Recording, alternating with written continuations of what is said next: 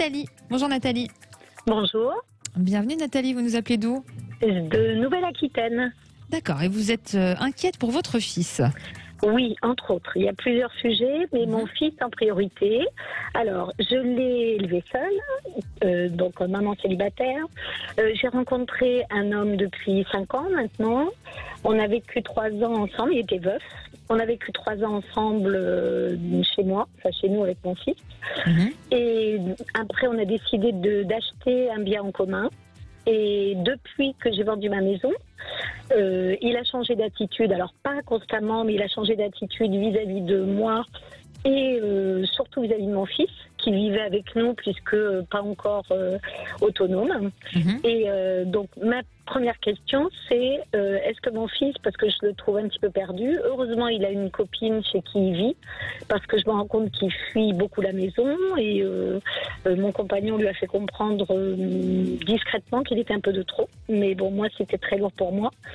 Donc voilà, moi j'envisage de retrouver une maison, donc ça c'est ma deuxième question. Et voilà.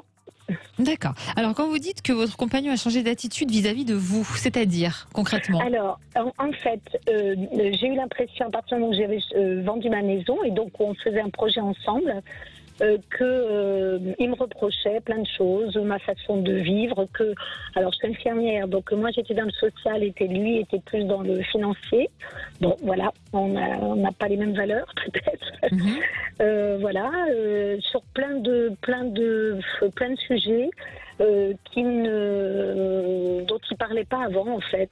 Voilà, on était bien. Je pense qu'il s'était reposé sur moi. Alors c'est vrai qu'il était veuf depuis 1 an et que je pense que le fait qu'on ait vécu ensemble quelque chose de très bien, avec des voyages, avec des week-ends, on a retrouvé chacun un équilibre, je pense. Et je pense que du fait de racheter une maison et de se réinvestir dans quelque chose, je sais pas, ça l'a fait changer d'attitude et voilà, il trouve que mon fils à 22 ans, en gros, n'a plus à vivre à la maison. D'accord, mais justement, alors il lui a fait comprendre qu'il était de trop, vous nous disiez? Pas vraiment. C'est pareil, sur des choses qui, voilà, il a une moto, alors elle a rien à faire dans le garage. Bon, plein de petites réflexions qui font que petit à petit, voilà, il y a une distance qui s'est faite, quoi. Et vous êtes ensemble depuis combien de temps? Depuis 5 ans.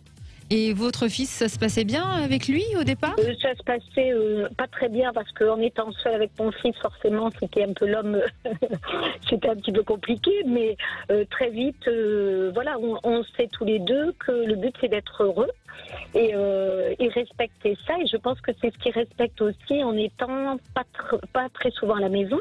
Mais du coup, moi, je m'en inquiète parce qu'il n'a pas de travail. Je trouve qu'il est, comment dire, il se cherche, il est un petit peu perdu. Bon, c'est vrai que la situation actuelle n'est pas évidente. Bon, voilà. Mais ça se passe bien dans son couple? Oui. Alors, je pense que de l'autre côté, le beau-père de l'autre côté est à peu près pareil que son beau-père de ce côté. Donc, ça n'arrange rien.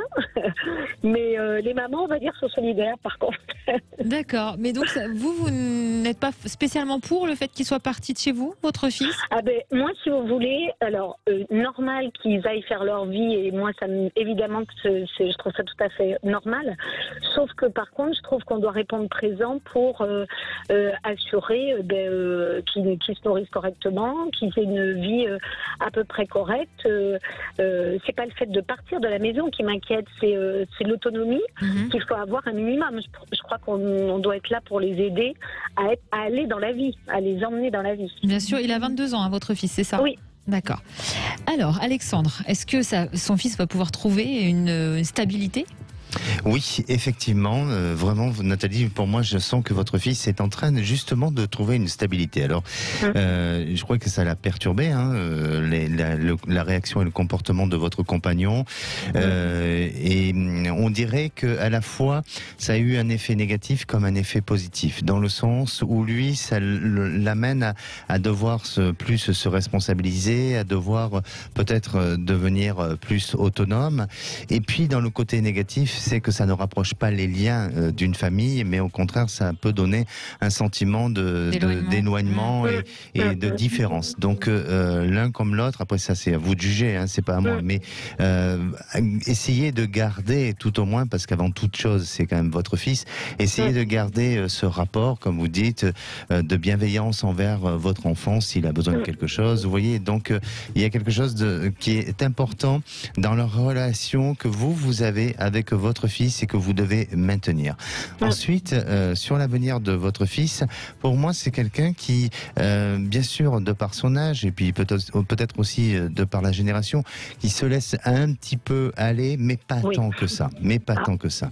C'est-à-dire qu'il a voulu se donner du temps pour peut-être partir dans la vie d'adulte, et puis ça peut se comprendre aussi que vu la situation actuelle, ça peut faire peur aussi. Ça motive pas à aller vers l'avenir. Donc, mais je crois que il a quand même des rêves, il a quand même en lui des objectifs qu'il va réaliser, qu'il va pouvoir mettre en place dans l'avenir. Donc pour moi, je sens quelqu'un malgré tout, de volontaire, de persévérant dans l'avenir, aussi d'assez autonome, donc avec une capacité peut-être lui-même d'avoir un projet, d'être indépendant, même si, dans un premier temps, ça passe par l'entreprise. Qu'est-ce qu'il a fait comme étude, votre fils, Nathalie? Alors, il a un bac pro commerce.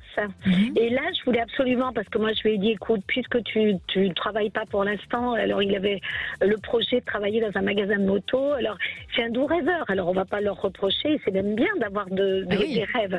Par contre, il faut se donner les moyens, des fois, avant de faire autre chose. Et là, je lui ai dit, essaie de faire des formations. Donc là, il s'est inscrit à une formation sur PC, sur technico-commercial, qui pourra toujours être un plus.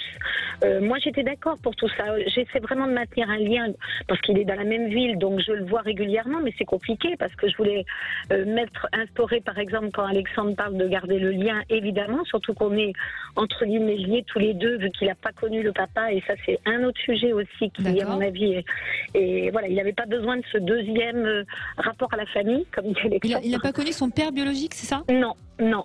Est-ce qu'on peut savoir pourquoi? Eh bien, parce que j'étais enceinte et il nous a laissés. J'étais enceinte de 3 mois. Voilà. Et alors, juste peut-être Alexandre, alors, son demi-frère, pendant le confinement, le premier confinement, il l'a eu sur Facebook, parce que les enfants sont très réseaux sociaux. Et il devait se voir après, parce que du coup, son demi-frère a appris son existence. Alors, j'espère un petit peu que tout ça va débloquer aussi peut-être une situation pour qu'il puisse se projeter, ou j'aimerais même qu'il rencontre son père un jour, si c'était possible. Alexandre ?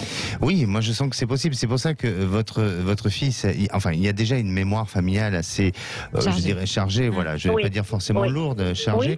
Et puis à la fois, pour votre fils aussi, ça peut être la découverte d'une autre famille, ça peut être pas mal de choses qui peuvent se révéler. Donc c'est pas forcément que négatif. Et je vous sens, c'est pour ça que je crois que même s'il n'y a pas eu cette présence du papa, le fait que votre compagnon ait cette réaction-là, ça peut justement que pour lui créer à nouveau une blessure et une fragilité. Donc je suis pas en train de dire que votre compagnon est responsable de la fragilité de votre fils aujourd'hui, pas du tout. Mais en tous les cas, ce lien que je sens et que vous allez maintenir, vraiment restez dans vos convictions, restez dans vos valeurs, parce que il est très bien, et vous verrez que ça vous sera apprécié et en tous les cas reconnu pour plus tard. Mais pour moi, votre fils a vraiment cette capacité de s'en sortir et de se stabiliser, ça c'est sûr. Et en ce qui concerne la relation affective de Nathalie maintenant. Oui, parce que donc, excusez-moi, le fait d'avoir récupéré des parts dans la maison, et je suis en recherche active de trouver une maison pour justement que mon fils soit positionné, une maison qui soit à nous et à lui dans un premier temps, même si après il bouge plus loin, mais qu'il ait un lieu, puisqu'on a vendu la nôtre en fait, quand on a acheté celle avec mon compagnon. Donc il a plus de lieu de vie, j'allais dire, à lui. Et moi, je cherche activement une maison. Donc c'était pour demander à Alexandre si j'allais trouver assez rapidement. si on avait trouvé, puisqu'on cherche tous les deux avec mon fils, et la relation, comment elle va évoluer avec mon compagnon. Voilà. Mais vous êtes une maman formidable. Une maman poule. Mais oui, et on embrasse c'est toutes les bien. mamans du monde. Voilà, Surtout la exactement. mienne, Vous pensez à l'avenir de votre fils, de le protéger, c'est très bien. Vous allez ben oui, mais c'est très bien, c'est tout à votre honneur. Et vous allez trouver cette petite habitation. J'ai l'impression que même dans cette habitation, vous allez trouver une habitation qui va vous permettre d'aménager autrement, où votre fils va vouloir aussi investir de l'énergie pour la transformer, cette maison. On dirait qu'il y aura un changement qui va se faire dans cette maison-là. Ensuite, avec votre compagnon, je veux pas avoir le sentiment que l'avenir est un peu pessimiste, mais il va falloir peut-être que vous imposez d'autres façons d'être, de vivre, peut-être aussi avec une autre philosophie de vie, et ça va être difficile pour lui. Donc pour moi, c'est vous qui allez être plus dans une position de choix, à savoir si vous devez continuer avec votre compagnon ou si vous avez des chemins qui s'éloignent et qui s'arrêtent. Et c'est pas lui qui est en position de force. C'est-à-dire que il l'a été auparavant, mais vous êtes en train de prendre un nouveau rôle et surtout vous êtes en train de redevenir maître de votre destin. Et ça, c'est très bien. Ensuite, pour répondre quand même à cette question-là, si ça va durer, parce que je sais que Trina me regarde J'allais vous la poser. Voilà, en disant bon alors on répond pas. Voilà, exactement. Voilà. Donc je pense que oui, ça va continuer, mais j'ai une conviction au fond de moi que vous avez besoin d'une autre vie, d'une autre liberté, et dans peut-être 3-4 ans, vous serez amené à décider autrement. Mais je veux pas vous influencer. Voilà, je veux pas vous influencer. Il faut d'abord vivre votre moment présent. Oui. Mais vous avez raison de vous préserver. Oui. Merci Nathalie. Merci beaucoup de tous vos conseils et de vos émissions. Merci, c'est gentil. À bientôt Nathalie. Merci. Bonne journée à vous. Vous aussi.